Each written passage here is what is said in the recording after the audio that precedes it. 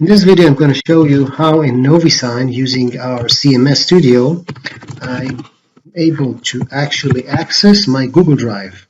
So first, I'm going to log into my NoviSign account in our CMS. And now, the way to do that is to click the Media Center. In the Media Center, I have several options. One of them is the Google Drive. So let's access my Google Drive and upload some media. Now, before I'm able to do that, first I need to choose which Gmail I'm going to connect with. Let's try to find one of them, maybe this one.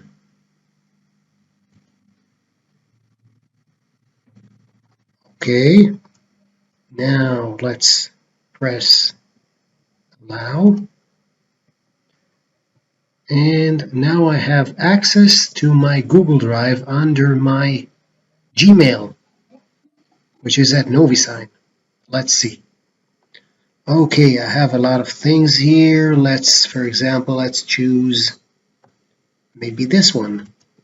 I want to use this photo. And what it does, it actually takes it from the Google Drive of myself and add it to my media center. Now I can use this photo in my Studio CMS, in my account.